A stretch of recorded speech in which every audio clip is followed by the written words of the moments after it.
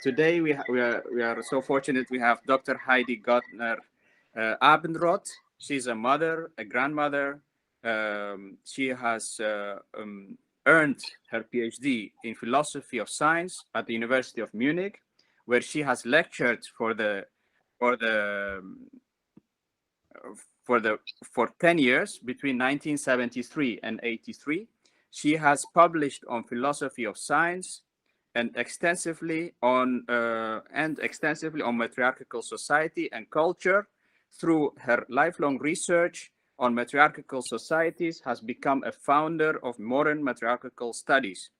Her magnum opus, Matriarchal Societies, study on indigenous cultures across the globe, defines scientifically this new field of knowledge and provides a world tour of examples contemporary matriarchal cultures. She has been a visiting professor at the University of Montreal uh, and University of Innsbruck in Austria. She lectured extensively at home and abroad. In 1986, she founded the International Academy Hagia for Matriarchal Studies in Germany, and since then has been its director. She guided 3 World Congresses on Matriarchal Studies in 2003 Luxembourg, 2005 in Texas, US of A, and 2011 in Switzerland. In 2012, she received an award for her scholarship from the Association for the Study of Women and Mythology in San Francisco. She has been nominated twice for Nobel Peace Prize, in 2005 by Swiss Initiative and in 2007 by Finnish Initiative. I welcome Heidi. Heidi, the floor is yours. Thank you so much. You're welcome. Yeah, my lecture this evening is not so much an anthropological one, but a political one. The title is Principles of Sustainable Societies, Matriarchy as a Radical Alternative. Some words at the beginning. Most of the discussions about sustainability are focused on a sustainable economy called ecology. The question is not raised what a sustainable society would look like. Instead, it is ignored that the economy is not independent from its special form of society. However, in each society, the most important factors are humans, for by their way of economy, they are changing the earth to the greatest part, be it to the better or from bad to worse. It is thus crucial which model of society people have in mind. Here we can see the necessary connections between economy and research on cultures. Today, it is of utmost importance that we learn from sustainable societies, that means the egalitarian matriarchal form of society, which is based on a sustainable economy. In matriarchal societies, the basic group of life, mothers, children, earth, is at the center.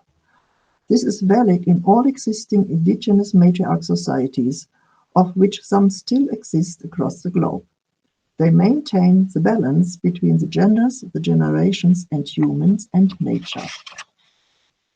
Let us have a closer look at this. First part, matriarchies as mother-centered societies. Matriarchies are not just a reversal of patriarchy with women ruling over men, as the usual misinterpretation would have it. Matriarchies are mother-centered societies because they respect motherhood as the most important function in society. They are based on maternal values which have been taken from the behavior of the prototypical mother: nurturing, caretaking, integrative attitude, mutual assistance, perfect balance, solving conflicts by negotiation, and peace building. These values hold for everybody, for mothers and those who are not mothers, for women and men alike. Matriarchal societies are consciously built upon these maternal values and motherly work, and this is why they are much more realistic than patriarchies. They are on principle need-oriented. Their precepts aim to meet everyone's needs with the greatest benefit. Therefore, in matriarchies, motherhood which originates as a biological fact, is transformed into a cultural model. Maternal values pervade all areas of a matriarchal society. What can be observed at the social level, the economic level, the political level, and the cultural level. At the social level, matriarch societies are based on the clan, which is led by the eldest clan mother. All clan members are her daughters and sons, her grandchildren or great-grandchildren. They live together in a large kinship group formed according to the principles of matrilineality and matriarchality. These principles put mothers at the center, and they guide their clans without ruling, by integrating the diversity of gender, age, abilities, and needs of the clan members. In order to achieve social relationship among the clans of a village or town, complex marriage conventions have been developed that link them in mutually beneficial ways. This shapes a society where each community sees itself as a big clan, so that everybody is mother or sister or brother to everybody else. These relationships represent a mutual assistance system where no one granting help from above is needed. In that way, a non-hierarchical, horizontal society of matrilineal kinship is created.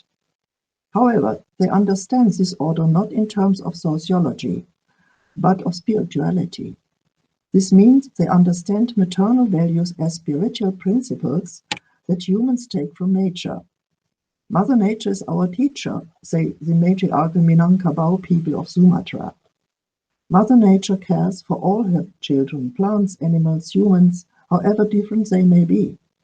The same applies for the prototypical mother. She cares for all her children, embracing their diversity. This social arrangement is extremely stable and sustainable, because matriarchal society are not just a fiction or utopia, but lived through millennia, and some of them live up to the present time. The social order based on motherhood includes far-reaching consequences for the economic level. Matriarchal economy is a subsistence economy. There is no such thing as private property, and there are no territorial claims. The people simply have usage rights on the soil they till or the pastures their animals graze. The spiritual idea behind this is that Mother Earth cannot be owned or cut up in pieces. She gives the fruits of the fields and the young animals to all people as an unceasing flow of gifts. It is interesting that the women have the power of disposition over goods and clan houses and clan land. All the goods are put in the hands of the clan mother, the matriarch, the harvest and herding products, the goods of the men's hunting and fishing, the goods of handicrafts and special goods men acquire by trading. However, it is an economy of distribution, not of possession and accumulation. And everybody trusts in the eldest mother that she, mother of all clan members, distributes the goods equally among her children and grandchildren. She is responsible for the sustenance and protection of all clan members. Again, this is not understood as an economic idea, but a spiritual one. The matriarch acts just as Mother Nature does. Nature gives in abundance to all her beings, so the matriarch gives to all her children for a good life. She nurtures and cares for everybody according to needs, not according to merits. These principles of sharing and giving are not reserved to the clan, but are extended to the whole community of village or town.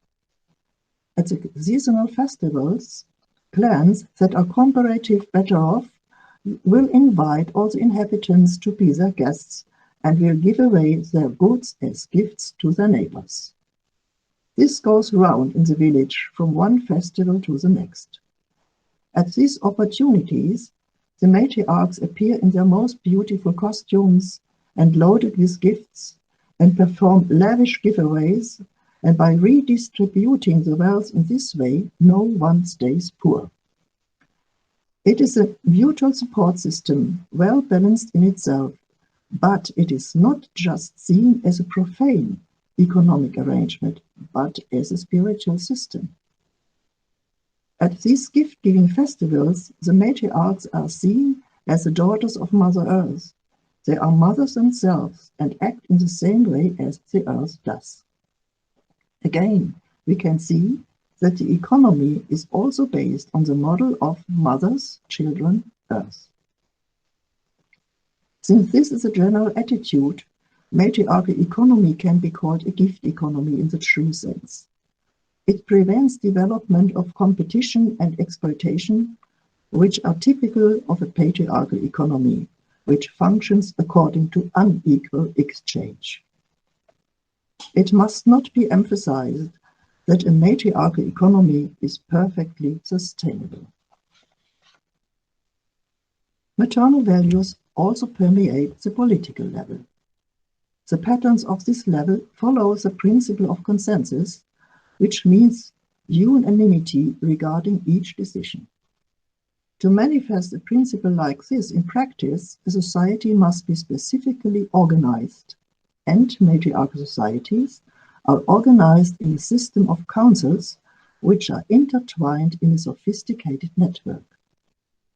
Matrilineal kinship lines are once again the starting point. The basis of each decision-making is the clan house, where the people related in the mother line live. Here, the real politics is made, which influences the more comprehensive bodies, the village or town councils and the regional councils.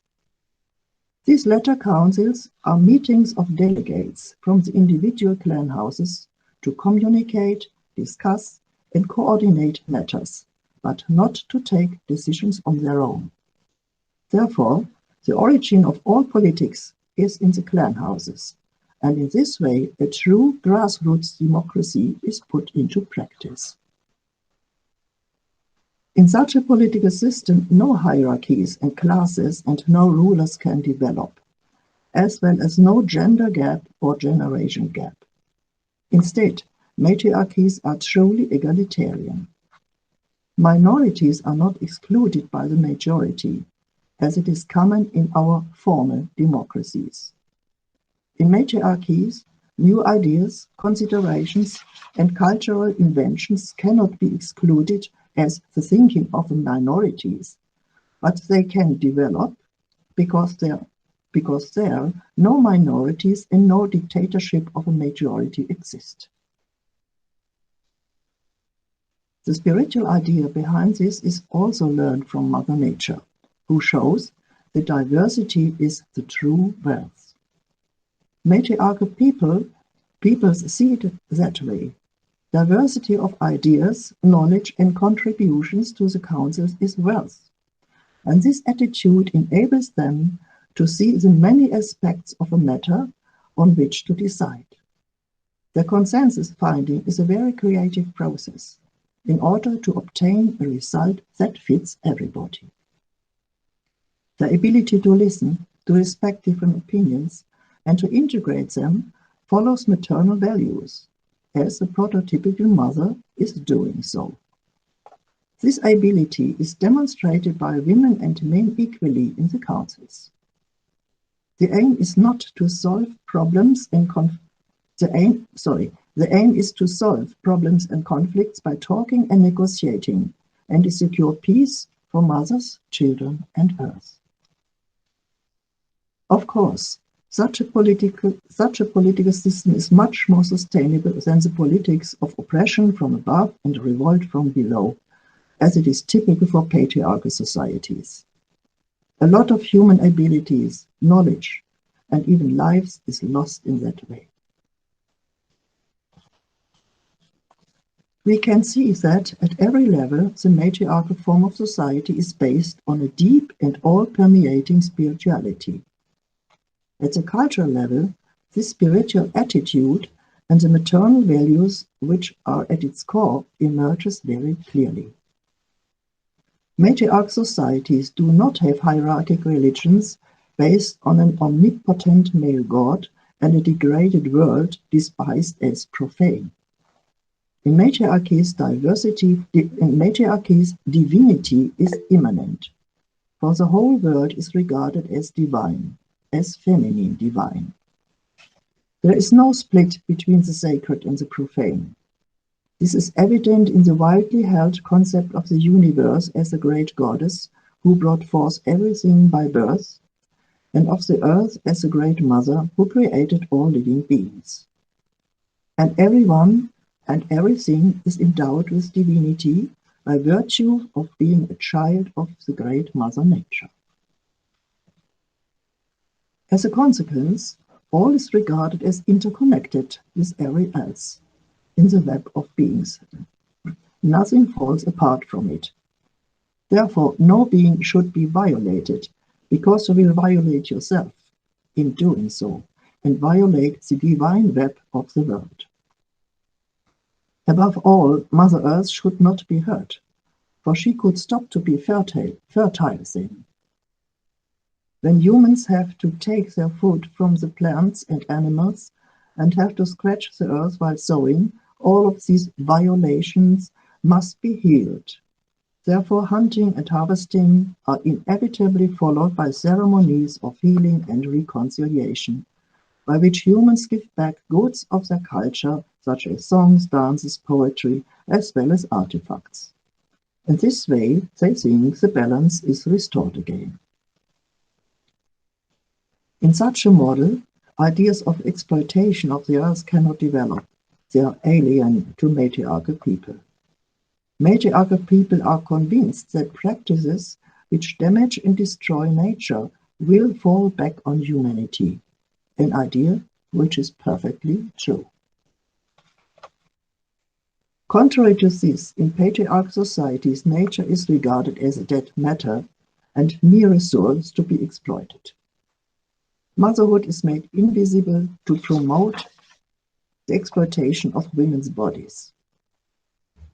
The bond between mothers and children is disturbed and demolished, especially between mothers and daughters. And the bond between humans and earth is cut, so that most humans of today believe in the dualism of civilization versus nature, mind versus body, humans versus the rest of the world.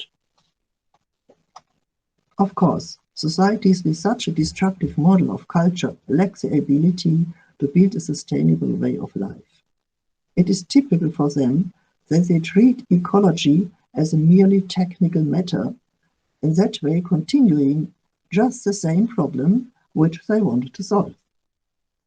They are blind for the challenging idea that sustainability is, at first, a social and cultural problem, and must be treated in creating a completely different cultural model. One that puts the basic group of life, mother, children, earth, at the center again.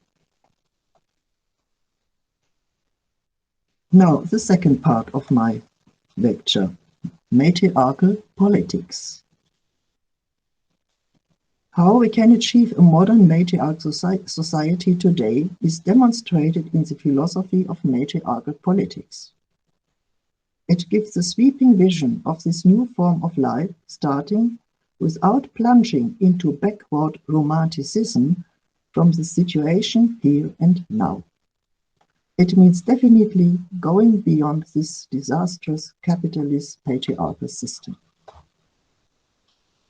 My suggestions for modern matriarchal societies refer to new microstructures, macrostructures, and global structures with matriarchal characteristics.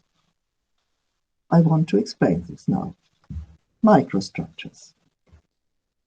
At the social level, this means escaping the increasing fragmentation of society, which drags human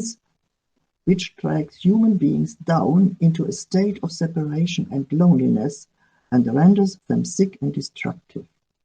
That fragmentation is a breeding ground for increasing violence. Rather, it means developing structures that foster various types of affinity or intentional communities, such as communes, community villages, alliances of neighbors, and networks. Communities of this kind arise from an intellectual spiritual common ground, through which a symbolic clan can develop, resulting in a group that is more deeply connected than a mere group of interest. The matriarchal principle here is that such affinity groups are generally initiated, supported, and led by women. It is they who are creating the mother-children earth communities and cooperatives, which are new matriarchal communities in the true sense. The determining criteria are the needs of women and children, who are the future of humanity, rather than the power and virility aspirations of men. In the new matriclans,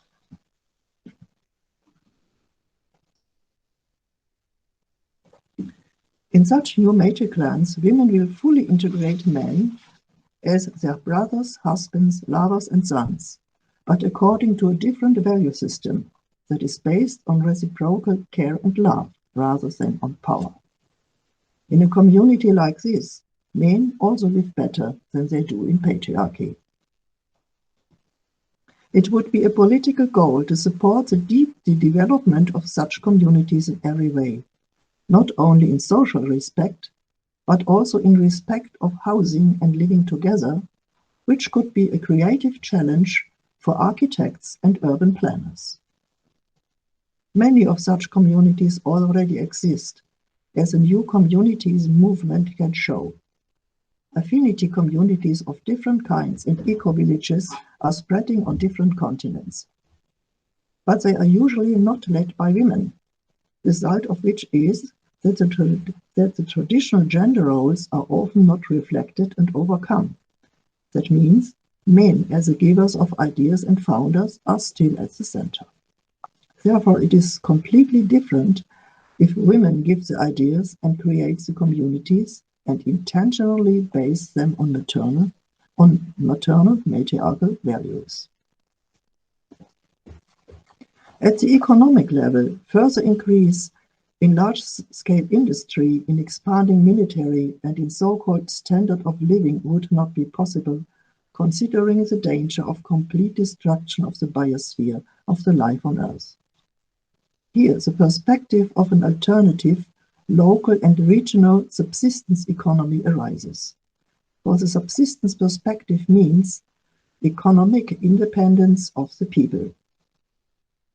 Subsistence entities engage in self-sufficient and independent activities in which quality of life takes precedence over quantity. This does not only mean doing local gardening and agriculture, but also fostering regional communication, arts, trade, and technology.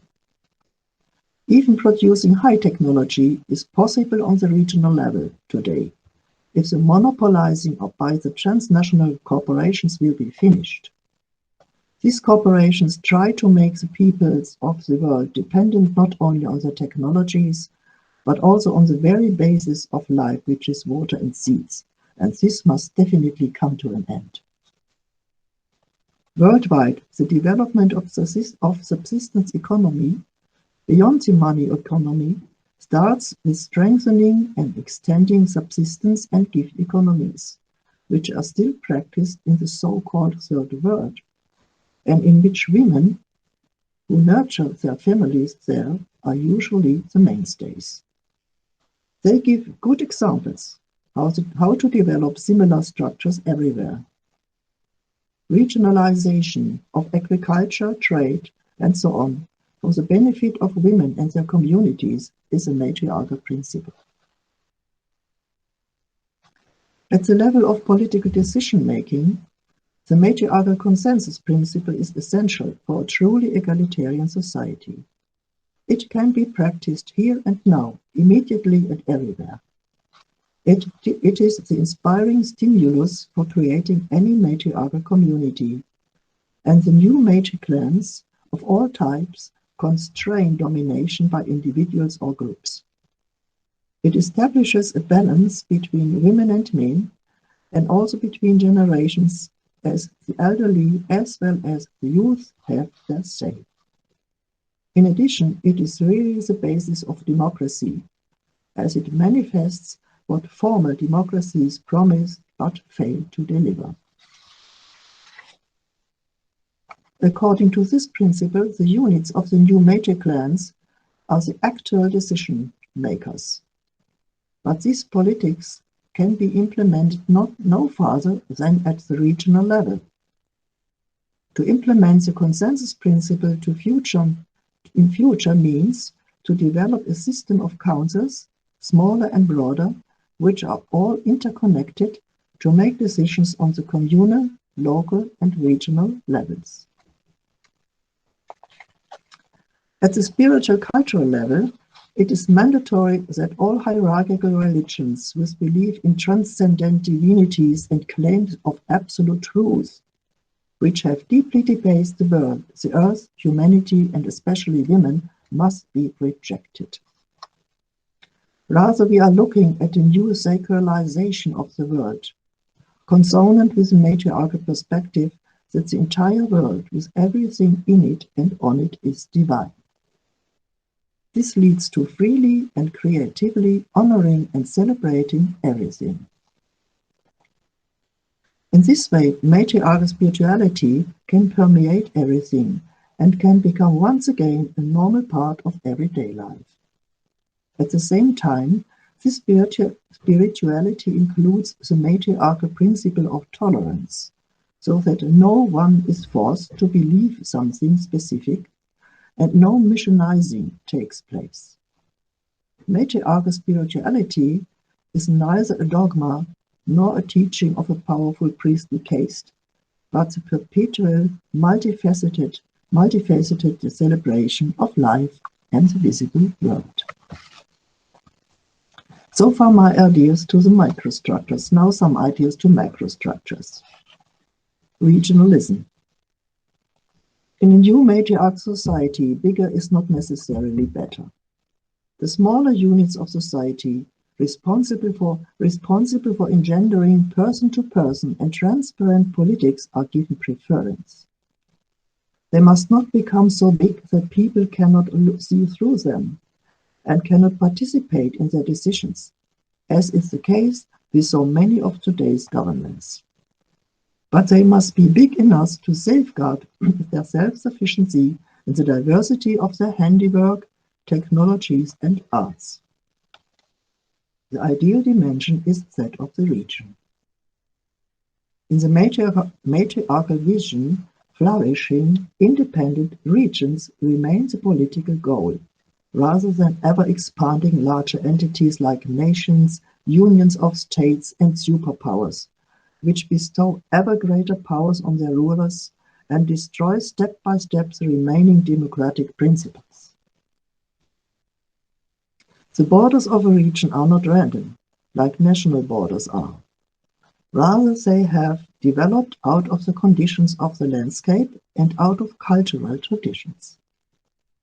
Regional borders are formed by the decisions of the people themselves, who want to live together on the basis of common cultural and spiritual traditions. This avoids any war of culture and religion. A matriarchal society does not extend beyond its own region. It is a network of communities in villages and neighborhoods in towns. The same is true for the subsistence economy. It reflects the size of the region. It is based on intense work and diligent, careful association with the earth. In addition, it has been proven to be the most ecological and productive unit. Its dimensions are human-sized, rather than being mechanically supersized. The result is a multiplicity of regional economies, varying according to what is possible in the specific environment for the collective effort. Such local and economic diversity is a great advantage, because the diversity of lifestyles and cultures is based upon it. Now, another thought: distribution of national wealth. An initial and fundamental challenge is therefore to dissolve the financial wealth Initial and fundamental challenge is therefore to dissolve the financial wealth of the national state, first to the regions, and in the regions to the communities. Of course, it does not mean that the money goes to individuals or patriarchal institutions. Rather, it is only distributed to matriarchal subsistence communities and cooperatives.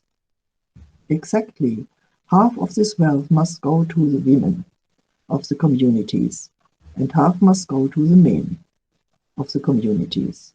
So each gender can develop their respective area of society and in the region.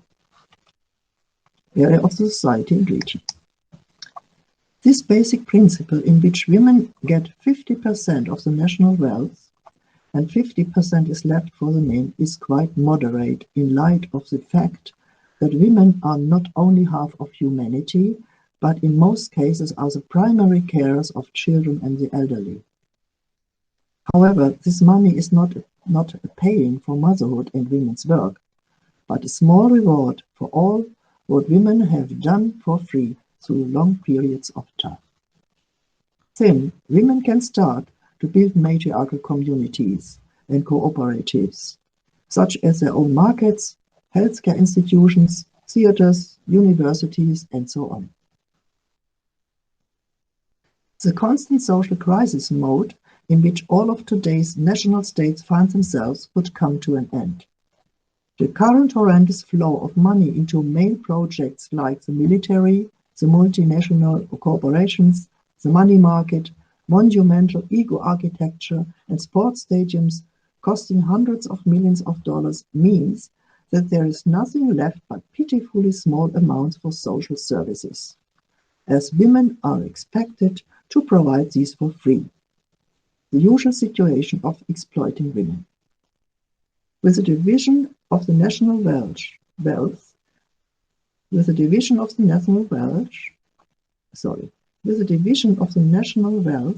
women would probably establish infrastructures to fulfill social needs, with a likely result that culture and education would flourish in a matriarchal sense.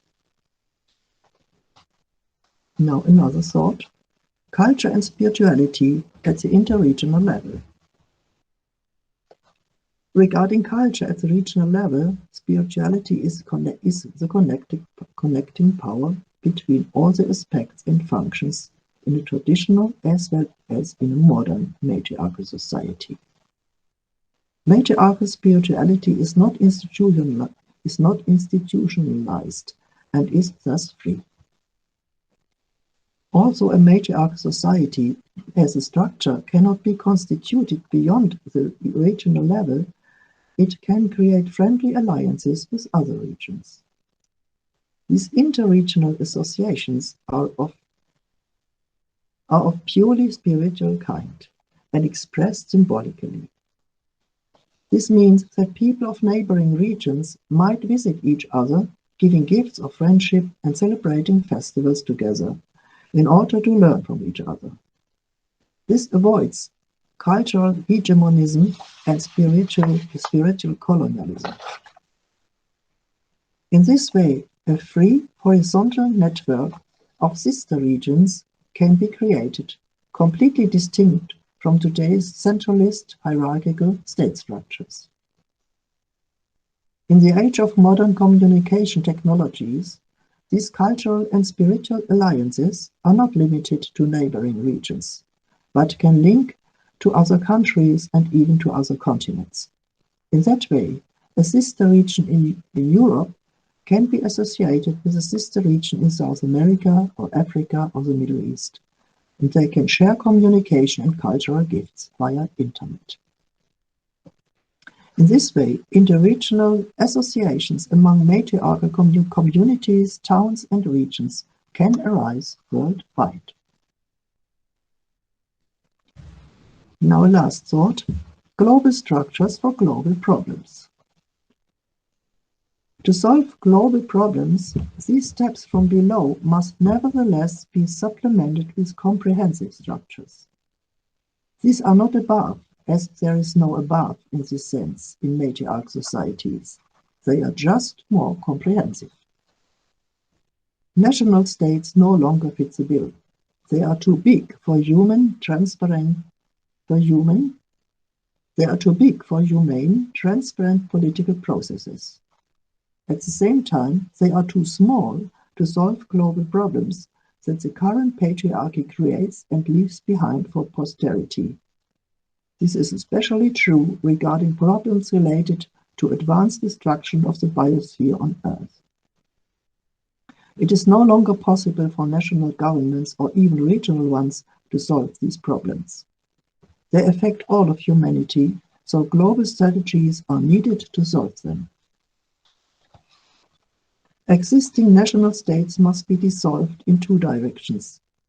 On one hand, in the direction of the autonomous regions, which are the basic for life, and on the other hand, in the direction of a global structure with a purely executive status, which has no state power.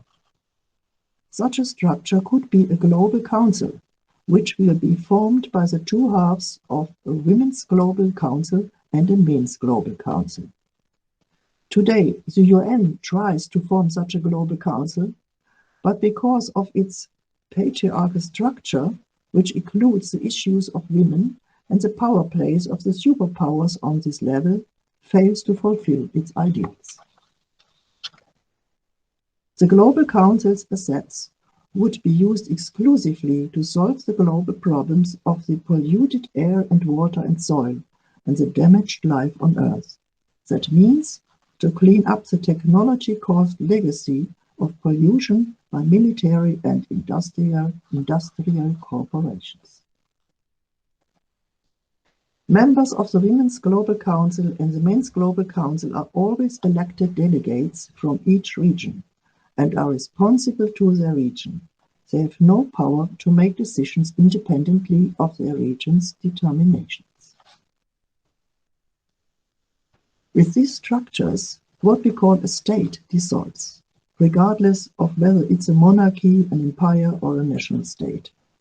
The concept and image of the hierarchical state, no matter how constituted, have become redundant. Patriarchal history of domination begins with the formation of states everywhere and every time. With the development of new forms of matriarchal societies, which are free of domination, a new, humane, cultural history could begin. Thank you so much for listening. Thank you very much, Heidi, for this wonderful presentation.